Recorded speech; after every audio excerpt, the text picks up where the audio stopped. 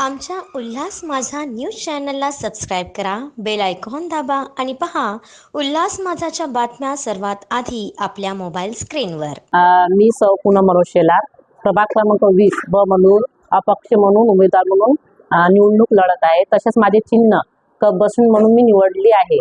अपक्ष फॉर्म भरण्याचे कारण एकच आहे, अपक्ष आपलं पक्षामधून चिन्ह घेऊन आपल्याला राजकारण करायचं नाहीये। आपल्या सर्वसामान्य जनतेला आपल्याला सर्व प्रभागाचा उल्हासनगरचा विकास कसा होता येईल याच्याकडे लक्ष करायचं आहे, म्हणून अपक्ष उमेदवार म्हणून आम्ही ही निवड केलेली आहे।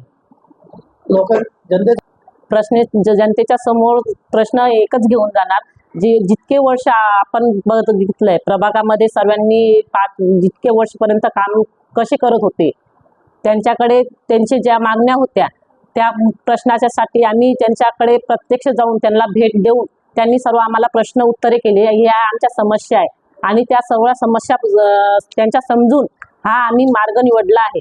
प्रभाग क्रमांक 20 मध्ये अ ब क 3 पॅनल आहेत, पण आम्ही पूर्ण पॅनल मधल्या जेवढे नागरिक आहेत, जनता आहे, मायबाप जनता आमच्या सोबत आहे। कारण इथे पैशाचा महापूर चालू आहे, पण जनता काय बोलते, यांनी काही केलं, यांनी आमच्याचकडनं पैसे घेतलेले आहेत, आमचे घर बांधकाम करत असताना काय घेतले असेल, आम्हाला त्रास इथे खूप या लोकांनी दिलेला आहे आणि आम्ही फक्त आणि फक्त आता नवीन चेहरा हा देणार आहे। काही काही लोकांच्या तर डायरेक्टली त्यांनी स्वतःच्या तोंडातून सांगितलं की कब्बशीला मतच देणार आणि नियोजनबद्ध तुम्ही सगळं कार्यक्रम करताय, आम्हाला अपेक्षा तुमच्याकडनंच आहे, इतरांकडून कुणाकडनंही नाही।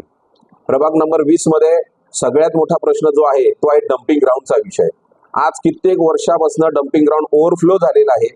आम्ही वेगवेगळ्या प्रकारचे आंदोलन केले, आयुक्तांना मान्य आयुक्त साहेबांना भेटलोय, ते सांगायचे आज करू उद्या करू असं हे करू।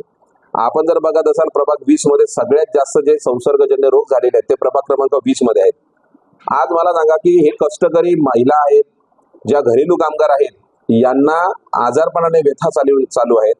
प्रत्येक जण हाताच्या याच्यावरती पोट भरत आहे, सकाळी जाऊन कष्ट करणार, रात्री त्यांचे चूल पेटवणार।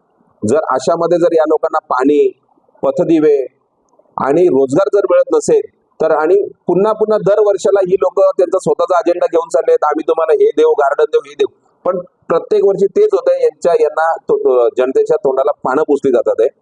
आम्ही महिलां सक्षमीकरणासाठी आम्ही इथे एक महिलांच्या सावित्रीबाई फुले यांच्या नावाने मोठं आम्ही एक उद्योजक म्हणून आम्ही मंदिर बनवू, समाज मंदिर बनवू आणि त्याच्यामध्ये महिलांना सक्षमीकरणासाठी आम्ही तिथे धडे देऊ।